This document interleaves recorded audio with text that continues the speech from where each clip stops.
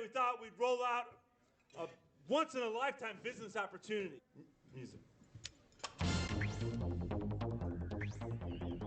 Inter. Worldwide. Inter. Worldwide. Over there. Look at him. He's privileged to get a restart. Yo, I'm trying to be Uncensored motivated. episode 4. I'm not too sure if it's 4 or 5. It should be episode 4. We're doing this the way Inter's going to qualify for the Champions League. 3-1 against Torino. Finally, some goddamn breathing space after a big-ass anxiety attack over the last two and a half weeks. I know I'm a little bit more pessimistic than these boys, but it's good to have Mario Galliano and Christian Rivas on the line once again. Christian Rivas, working hard or hardly working, man?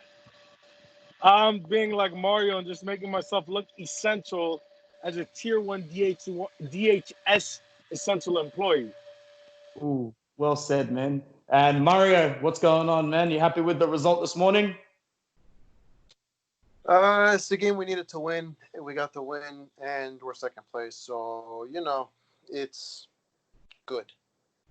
Good. Let's talk a little bit about the game before we go into where it leaves Inter and, why these 3 points was basically the one that we needed to get the monkey off our shoulder.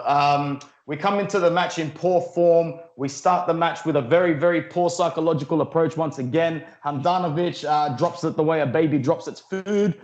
But then, we just basically can't get our shit together the same way we haven't in the first half for many, many matches this season. And it was really good to see that Conte influence straight away in the dressing room. He probably slapped a few people across the face. Mario, we'll start with you, bro. How important was the 3 points against Torino? And, talk about the match a little bit. This was a big game. I mean, Torino's been pretty shitty. So it's one of our favorable matchups, even though we have a thing for, dropping points to shitty teams. But first half, I didn't see much of it, but from what I heard and from what I did see, it was not good whatsoever. Handanovic, oh my God, I love the freaking guy to death, but he dropped the ball on that one, literally. It's literally one of those mistakes that reflects the mood and the progress, and just basically where the club had been for the 2 weeks, man. That's what it represented. Yeah, so I was like, this basically sums up the fucking last 4 games that we've been in. It's in his hands, and then so literally, and then he almost did it a couple times in the second half when I was watching, and I was like, come on, guy, it's just not your day, like. Yeah. Don't fuck this up. Other than that, the second half, it looked much better than the first half. They got their shit together. They scored right away. Ashley Young scored a hell of a goal. Then he second assisted the second one right away. So right there, I was like, this guy, you can't hate this guy. You really freaking can. No way. No, Lautaro, from what I saw, is doing the same bullshit, but this time he scored. He's still doing those stupid flicks. He's still trying to take on all the defenders, be the man when he just can't do it right now. It's just not clicking for him. No. Alexis, Christian says it over and over again. He's the freaking man. He's got to start. He has to start. He makes such a difference. Probably in the place of Martinez, but, who do you play? You got to rotate them, honestly. So between the 3 of them interchangeable, you're going to get something between Alexis and Lukaku right now. Lautaro's a mixed bag. But, it's a good win. Conte freaking turned it around. 3 goals in the second half is big time. We haven't seen that in a while. Yeah. I was very, very impressed as well. I would agree with Ashley Young. And, Christian. 2 goals in the second half. 2 goals in the second half, 1 in the first half. Nice one. Ashley Young and Alexis Sanchez, 2 players that came from Manchester United. They're 2 players that I want to see in this Inter squad next season. It's no ifs, ands, or buts anymore. If we're looking at picking up Alexis Sanchez in between 12 to 15 million, that's pocket change for someone like him. And with every game that he plays, he's growing more and more into that Inter shirt, but looking more and more like that Sanchez of Arsenal in his prime as well. It's really, really refreshing to see him so passionate about his football again. I absolutely love the way he skits to that Candreva. Candreva shoots the ball and Sanchez goes, "Why do you always shoot?" And I'm thinking, gee, it's your first day here, is it, or something? You'll get used to it eventually. But if you shoot, you score. Hey. No. against Lecce. But hey. Hold up. Yo, he gave that joint right there. If you're gonna shoot that, you better score. Like, come on, bro. Like, that was a sitter. How do you miss that? Yeah. Hey, one quick comment about the whole Handanovic thing. Remember, I was saying that we should be going after Donnarumma because Handanovic is getting old. Ever since the restart, I don't know what's up with Honda, bro. But he's been ass. You gotta he's get getting on the ass. Doesn't matter how older good you get, are, the he's harder it getting, is. yes. Yeah, and he's a reflex sort of goalkeeper, like Honda save. Like he's a reflex style goalkeeper, which means if you're aging, your brain's slowing down. Your reaction time, it just gets poorer. No one is immune to this. You've seen how quickly goalkeepers drop off once they've reached their peak. Remember Like, Julio Cesar? yeah, man. He started to look funny. Like Buffon's a liability every time he steps on that pitch at the moment. There's a reason he doesn't play. Dude is not that good at 42. Go figure. But yeah, let's keep on us. Christian, before I go along, Ashley Young. He's a player I want in Inter's team next season. You know those high football IQ players. Yo. He knows what he's doing. Just before you go at it, sorry. we're never gonna get a 9 and a 9.5, 10 performance out of him, I don't think. But you're gonna get a 7 or an 8 every time. He wasn't 10 out of 10 today. He wasn't 10 out of 10, but he was very good. He was about 8.5. You got to give Ashley Young a little bit more credit. Yo, yes, he's a very high IQ player. Yes, he's not as fast as he used to be. Yes, he's crazy because this guy was bald his whole career, but the whole time he could grow hair. So yeah, he's a little crazy. We're gonna. That's not for here or there. Yeah. Really, Mario? Really? You saw that, right? Yeah. But, anyways, Ashley Young, in my opinion, it popped up on the screen, fool. Your message. But anyways, Ashley Young is a solid player, bro. If we don't redeem Ashley Young, we're idiots. Like, yo, honestly, I hate to say it. Nobody's going to like what I'm going to say, but he's actually kind of fixed our left back issue. The only problem with that is it's a temporary fix. Yes, he fixed it, but it's only fixed for this season and next season because, again, just like Handanovic, with age, he's no Zanetti, you know what I mean?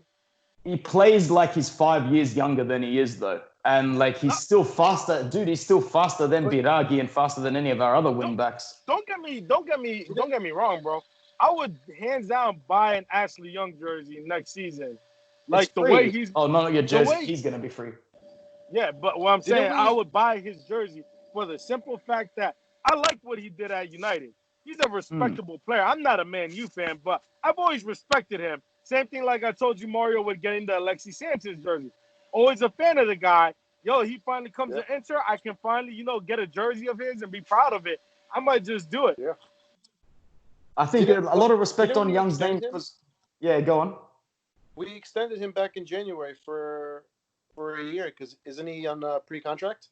I'll have a look at that, man. I'll look that up now. So, Ashley Young. If I'm not mistaken, it's a 2-year contract. If I'm not mistaken, it's 2 years. Yeah, so we extended it by 12 months. So by the end of next season, that's mad. So we'll have him for next season, and whether or not we get a starting left back, I still think we should. 100%. The thing is, like, we got to go for.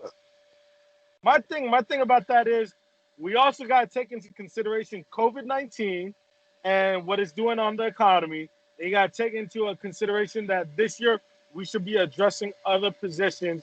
And I would say next summer we come back to a left back. That's just my personal opinion. I think we should go after a good backup to last us at least this season because it's gonna be hard to find a good quality left back cheap this season.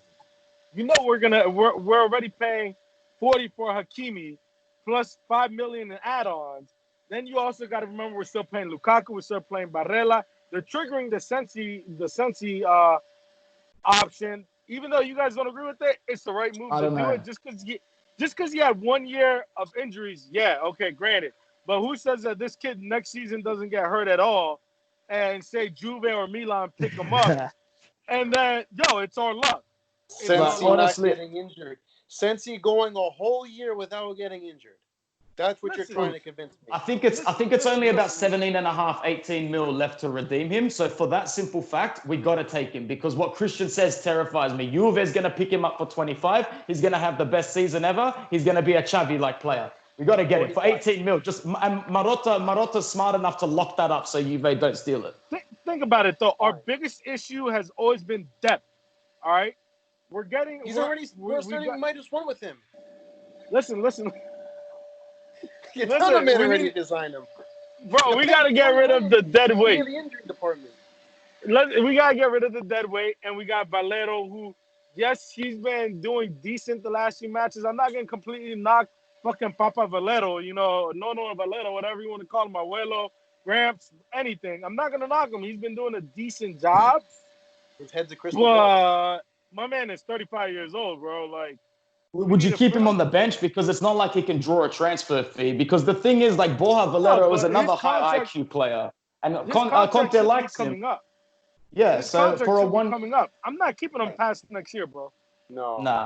Like, at the end of the day, if you're winning 2-0, or if you're winning 2-1 or 3-1, and it's the 70th minute, and you bring on Valero, hold the ball, draw fouls, and all that. Yeah, I get it. But you just can't have him for 70 minutes. You got to remember though, like, we're looking at quality, bro. Like right now, the quality on our bench is complete trash. We're looking at it right now. We're feeling the effects of it. Everybody's quick to blame Conte. Remember at the beginning of the season, he said it with the players that we got. There's such a huge gap between the first and the second team that you can't expect Scudetto and to fight Champions League and everything. You got to pick your poison. Because there's no way that Gagliardini, Vecino, Valero, can you compare that to Barella, Eriksson, Brozovic, and Sensi? Whenever one of those guys goes hurt, we're fucked. Let's just be serious. When Sensi went out hurt before Eriksson got here, look how many points we dropped. When Barella got hurt now, look at the statistics. Anthony, you're on your laptop. What were they saying when Barella's out? We've lost, 2 games and tied 2 games?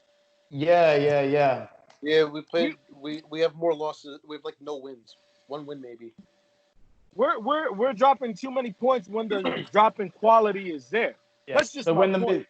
So when Barella's not there, we've dropped points in 80% of the games that he hasn't played or something like that. So he's that workhorse in the midfield. I've said it for a long time. I think he's our most valuable player next to Brozovic, who we will bring up very, very soon. Don't worry. I'm trying to go through the rest of the lineup today to see if we can go through anybody that needs talking about. Oh, yeah. So Toro grabbed his goal. Like Mario said, I think it was Mario or Christian. I forget. They said, he's played the same way and did the same shit that he's done the last 4 or 5 games, or actually since we got back from COVID, 12, he just got a goal, 12, which was like a deflection anyway as well. He didn't even strike the ball that sweetly. What bugged me is that he kind of ran off celebrating like he was winning 3-0 on FIFA, but that's the kind of hunger that the kid needs to get back into it. So what do you boys think of El Toro? Where do we go from here? And definitely drop your opinions on whether you think he's still up for sale and if he's leaving.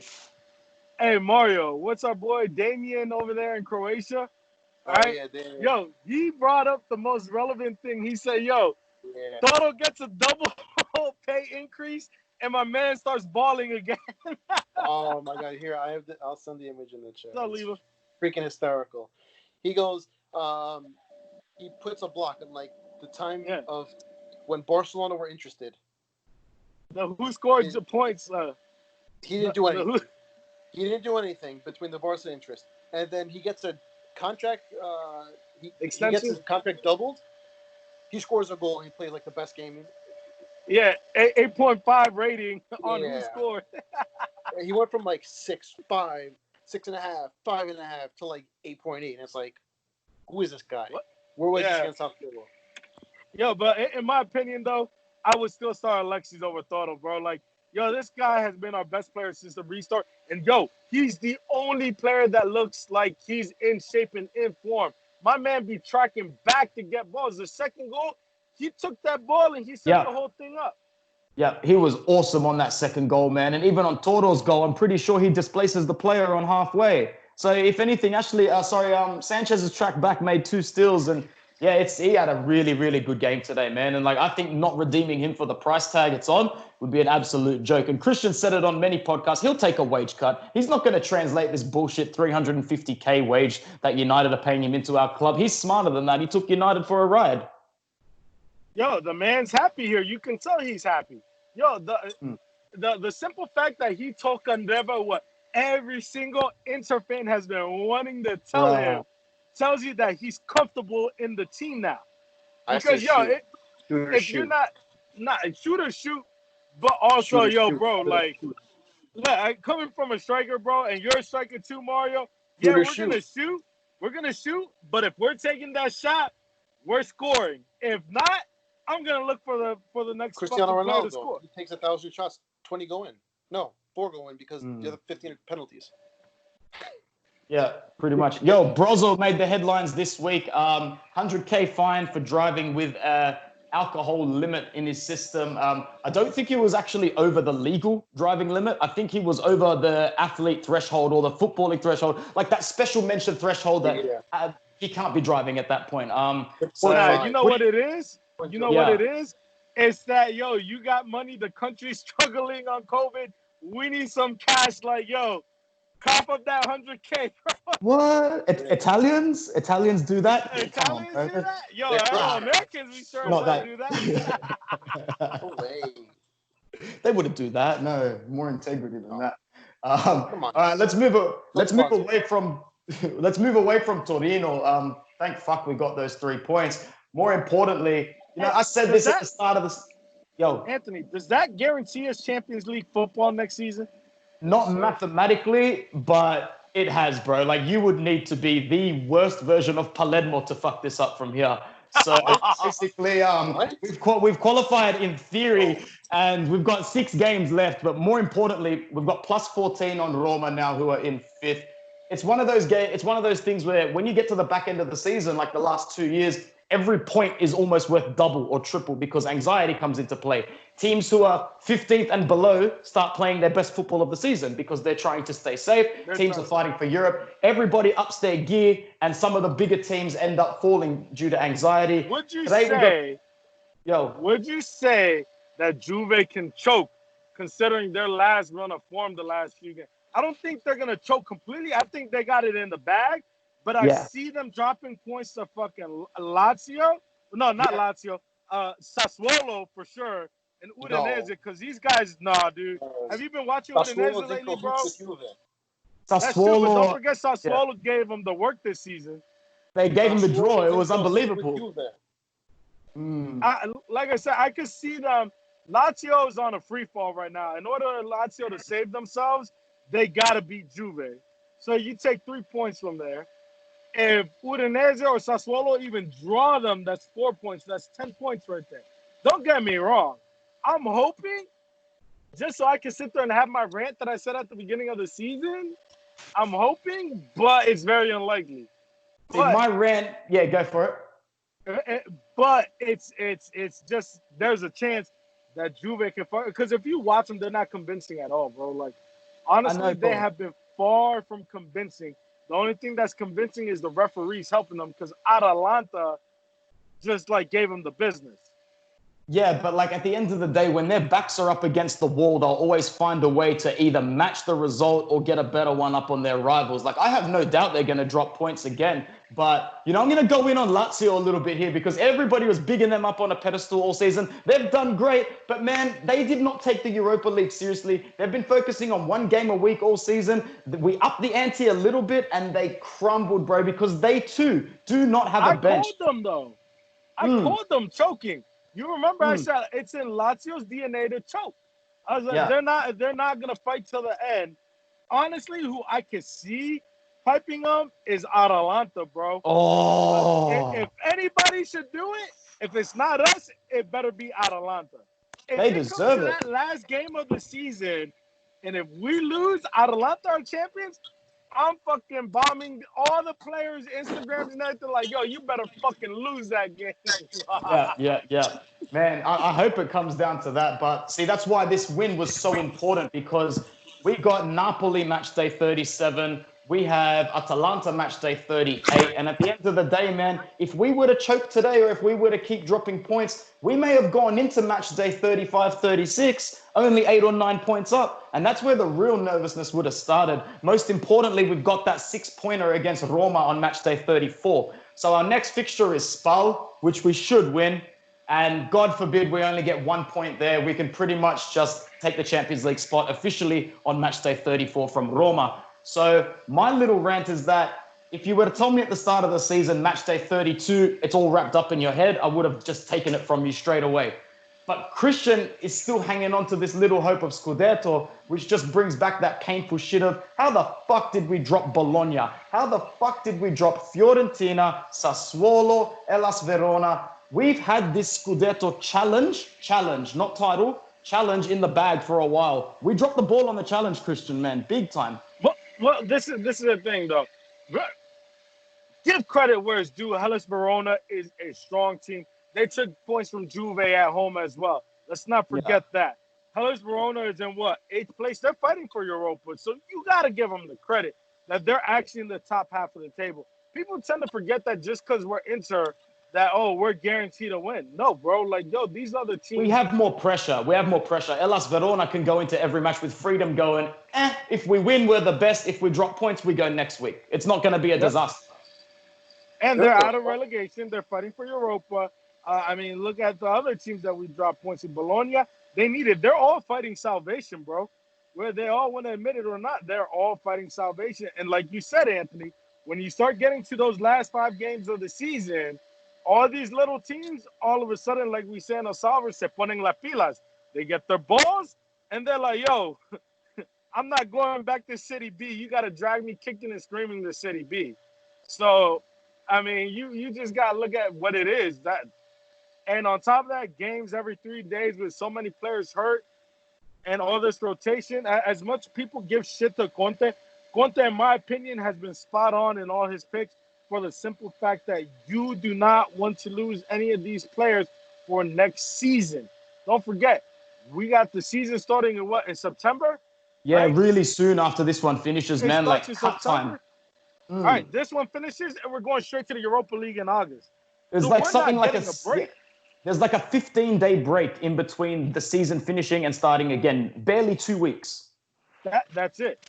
So you got to remember, Conte is not thinking this season. He's thinking next season as well.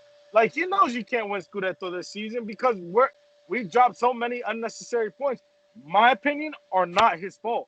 Yo, he's not the one that's sitting there missing tackles. He's not the one sitting there giving balls to the strikers right in front of our goalie. He's not the one that's so far off his line. And he's also not the one missing 30-centimeter tap-ins and Lautaro missing penalties and all this kind of variables that really just put more blame on the players than anything. That's not him. And that's the thing that's starting to irritate me about some Inter fans. Yo, this dude already is about to equal Spalletti's points for last season. Last season, we had 69. How many do we got now? How many do we got now? I don't know. Right now, we're at 68 points. 68 points. I thought you said goals. Sorry, yeah, 68. 68. Last year, we're at Mario's favorite position. I mean, number 69. No, it's 77, actually. Quaresma. We've actually scored 68 goals as well, conceded 34. We've got the second best goal difference in the league. We've conceded the second least amount of goals, equal time. Difference of 1. Dude, our table is like a replica to Lazio's. It's scary. It's almost like a neck and neck kind of thing. I was looking at that before. It's Juve has a goal differential like 1 better than us. Lazio is 1 below us, and then Atalanta is like fucking 15 better than Juve. Honestly, like the depth has got to be the reason why it's the only reason why Juventus have been able to grind out more points. They are on such a similar technical level to Inter and Lazio in a sense that they need reinforcements in similar areas. Look, I don't think there's many Inter fans that would look at Juventus's team on paper and go, like they don't walk into our lineup. Like take a good look at them. Who does? Dybala. Who would walk into our lineup from Juve? I wouldn't take any of their defenders. I'd just take Dybala. Not me. Dybala, Diego Costa. Costa for sure I'd take. I wouldn't take any of those defenders though. Cuadrado would. Sandro, I take Alexandro. Alexandro. Yeah. Alexandro walked them last time. Oh my I take God. Ronaldo. Last week, oh my God. I was fighting with some guy on Twitter. I was like, yo, how you going to talk shit about Alexandro and then say De Ligt's good? And then all of a sudden, he freaking gifts a goal. And I was like, I'll go fuck myself. Nah, but I wouldn't take De Ligt. I wouldn't take Chiellini, and I wouldn't take Bonucci. That's just me. Over Skriniar sometimes. Sometimes. I mean, both. Yo, if you want to talk conversation, that's the conversation right there, Anthony. Yeah. That's the one right there, Skriniar. Skriniar's a question right now. What do we do? Yeah, he's suspect. Dude, did you see him when he came on today? Did you see the first thing he did was get beat again comprehensively, bro? I thought when he got beat on the side, I'm like, if they score a goal here, bro, you should just walk off and we should play with 10 men because that was bad. The thing is, he was so good under Spalletti. He was the best centre back in the league. We've got to keep him, or if you're going to sell this guy, man, you need to cash in big. But I wouldn't sell him because as soon as we go back to a back four, he'll be the best in the world again. That's what I was going to say. This is the thing. Under a back four, he could be disguised. You know, like a lot of his flaws are disguised, but in the back three, your flaws are they're blown up right there. Like that's why, like, honestly, Bastoni is a beast in that back. Jeez, the potential on this guy. Yo, my this boy guy's Alex. I bullshit you now. You know Alex Mario. Yep. This fool was the one that believed in Bastoni game one. I was like, yo, he's just a kid. Like, bro, I'm not starting him over fucking Godin or Skriniar or DeVry. Like, you're crazy. He's like, nah. He was like, yo, watch the kid. He's got potential. Now I'm over there like, yo, I'll give you credit. I'm usually the one that tells you. But, yo, like, you got me this time. I can't even knock it. Yo, I love how he just pushes up and just contributes to the attack. I don't think anybody – I haven't seen anybody really talk about it because every time we go forward, we defend in two. It's DeVry and Godin or Skriniar staying back. If you pay attention, though, Gagliardini and Valero actually have been dropping a little bit to cover that hole. They rotate. But they play with that two and then one in front. So, I mean, it's always three, but Bastoni going forward, oh, man, it opens the game so much. It's crazy. And especially when we're winning, he just does whatever he wants. His passing is crazy, too. Like, yo, he be having some nice passes. He got a rip, too, from 40. Yep. He hits the outside chain like nobody fucking knows. What is this thread? Trying to see like some of the discussion about him, but I can't find it. That's just disrespectful. But yeah, he was awesome today. And the cherry on top is that like this guy's an Interesta through and through. Like this guy's gonna put tattoos on his body. He's like, bro, this guy's the next coming of Materazzi, but way better. Way better. And quieter. Like nowhere near as eccentric personality wise, but on the pitch, man, he's triple the player Materazzi was. Like Forza Bastoni, bro. Like that's a huge. It's no wonder they are considering offers for Milan Skriniar, bro. Like, honest, that does not surprise me with that. Especially if you can pull someone like Kumbula in for 30, 35, and you knock Skriniar off for 60. But Kumbula's not as good as Skriniar. Like, that's the thing. Come, though, I don't think. I don't know. I thought Kumbula already went to Roma or some shit. I thought he went to Lazio. There was something saying that there was agreed, but nothing. Roma, Lazio, and like Napoli. Yeah. I think those three are ahead of us at the moment. Who else would you go after though? Like, I mean, Godin did well the last two games, but who would you go after? Because you need another player. Cesare Bobo. Oh, what about Kjaer from Milan? Did they sign him or is he still on loan? I don't know. I think he's on loan. I don't think he'd come to us anyway. What? I don't think he'd come to us anyway. Why not? I don't know. I don't know. Let's just tell Milan Skriniar and some other shitheads and go buy Donnarumma. That's all I'm saying. Since Milan has signed Kjaer on loan, they have not lost. Let that be known. Maybe we'll sign Romagnoli. I told you before, I don't have a problem with Romagnoli, to be honest. And he's good, but he's not great. He's not better than I just feel that Romagnoli has been fucked over by having shit partners, just like Ranocchia was fucked over by having shit partners. Mm. If you look at every partner that Romagnoli's had in that backfield, yo, what are you gonna tell me? Bonucci? Bonucci was complete ass over there. Ask now again. He still ass. Yo, do you see that little elbow he threw?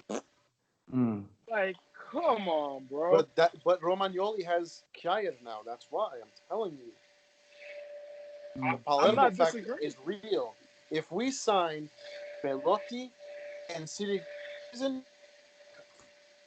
guaranteed capital G.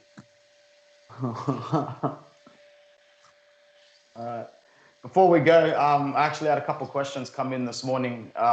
One from Dave from Melbourne says, with Lautaro registering a goal and assist at the moment, do you think he will become less selfish for the remainder of the season? Mario? No. No? Still selfish? Bad decisions? Yes. He's a Christian? striker. I mean, yo, you Yeah. gotta remember, as a striker, and Mario can attest to this as well. Yo, as a He's gonna striker, shoot. your first instinct is shoot or shoot. Yeah. Not going to change. The only change is going to be whether he scores or not. He's still going to do the same shit. Yep, I would agree. Absolutely. Where's another good one? Robbie from Adelaide says, how many signings do you think we'll accurately make in this Mercato after the Hakimi deal is official? I'm going to go with 3. I don't think we're going to get as many as people think. Like, the media like to talk up into like we're going to have a whole wish list of 6 or 7 signings. But after Hakimi comes in, I really only expect 1 or 2 more midfielders, another forward, depending on whether or not Alexis is signed, and a wing back. That's all. I don't necessarily think, maybe 4 if it's 2 midfielders. So I'll go with 4. My 4 would be Tonali. I think he's going to also go for Vidal because, Jesus Christ, like how many more times can you be linked with the one player? I hope he doesn't, but Whatever. What do you mean? We had Lavezzi. Vidal does a great job at keeping his value high, man. When Barcelona have had their backs against the wall, that guy comes to play. He's a big player, man, honest. So 2 of them and another forward, I don't know who it'll be. Let's count Alexis Sanchez as that signing and another wing back. I think we're probably going to get Emerson Palmieri. I'm not too fussed over him, but if we do get him, good. I'll take him. He's all right. Christian, Listen, I would say if Conte wants him, I'll go after Palmieri too. If Conte wants him, yo, he's a coach. Get him who he wants. Yeah. So how many signings do you think we make, and who do you think they'll be? Tonali, Palmieri, Alexis. And from there, it's kind of skeptical for me because a lot of other things depend on that. If somehow we sell Skriniar, we're going after a center back. Yes. That's just what it is. Dude, I still think if fucking Donnarumma is not under contract, he hasn't signed anything with Milan, that means that he's probably leaving on a free. They're going to be listening to offers. Everybody could keep saying that I'm living a fantasy, but if it's on me, I would make that play for Donnarumma. So that means his contract is running out at the end of 2021, which means as of the start of next season, he's free to negotiate a free move. So you think next season he stays at Milan, but next season, for pretty much the whole season, it's just going to be rumor after rumor. Donnarumma's going to be jumping shit. Honestly, I think if we're smart, we go after him this summer because I hate to say this, but you keep watching Handanovic and it's just worrisome. Like, if you want to talk about someone that's going to fuck up the Scudetto run, it might be there, bro. You remember Julio Cesar? Yeah. You remember when his, like, falling started happening? Like, it got pretty worrisome. Early, though. It started like 32. Early. Yeah. It started the day after the treble with Julio Cesar, like literally the next game. But that's the thing. Like we won that trophy with so many players who just would not give a shit after that. And why would you? I freaking wouldn't have. Straight up. Yeah. I'm just saying again, nobody has to agree with me. Yes, it's a pipe dream. But if it's me, I'd make a play for him just to put the bug in his ear. So if they don't sell him, at least it's in his ear that we want him. And then either he holds out for us or he forces his hand. Because the good Milan's thing gonna is look that stupid. the good thing is that it'd be like an Ericsson sort of thing where his valuation would be somewhere in the 60, 70, but we're going to offer him like 25, 30 because he's only got 9 months on his contract and Milan don't want to lose him for free. And at the end of the day, that how old is he now? 20? 21? 21. That's that position locked up for 16 20 years. Yeah. Yeah. That might fuck. That's a It's a pipe priority, man. dream. That should be a priority. It's a pipe dream, but People it forget that makes he's that sense. young. I foresee Young? Inter worldwide focusing on this transfer a lot, and it becoming a dream for many of us. Well said, Christian, bro. I like that, man. You've just put it into context for me really, really well. Like, Yeah. you just gotta sit there and think about it. He's a good goalie. He still has a lot of upside to him. He's fairly young. On goalie years, like he's still a baby. He's a toddler. How many 21-year-old goalies are there? I can't even name one besides him. He's only signed until 2021. Yeah. And there's already I told been multiple articles throughout the season. There's one here in March, one here in April saying that Donnarumma to exit Milan with no contract renewal. That's it. Do y'all forget that he showed up to Milan's Christmas ball in black and blue? Yo. Come on now. Doesn't get any more. Look that shit up, because that's the Sport fucking put that shit out there. I remember it. But he showed up to that Christmas ball in black and blue, and everybody was saying shit. Hell yeah. Oh, damn. I typed in Donnarumma dresses in black and blue, and just like a whole bunch of dresses popped up from this brand called Donnarumma. Just pull up the Milan's Christmas ball. Nah, I can't. He did an interview straight after where he basically had to say, "I am an AC Milan fan." Like he had to justify it and shit. Of course. That's funny as man. That would be like, if that was to happen, man, we would do so many episodes taking the piss out of Milan, because that would be one they can't live down for a while. That would look hard. No way. Yeah, if you look it up though, he was an Inter fan when he was a kid. Yeah, I know that. Gave him the opportunity. That's why I've always thought it's a possibility. Like whenever you see photographs of kids in a certain kit, and you know it's always a chance. You know it's always a big chance. Like I said, if it's up to me, that's what I'm going after. Again, everybody call me a pipe dream. Everyone say I'm crazy. Say what you want. I've been speaking this transfer up for the last year and a half. That's what we need to be doing, because Handanovic is on his way down. For sure. Look, we all know you're crazy, but that doesn't mean we don't agree with you from time to time, bro. I'm going to slide out because I've got a fair bit to do today, but I just want to thank the realist, Christian Rivas. Always a pleasure, bro. Yep.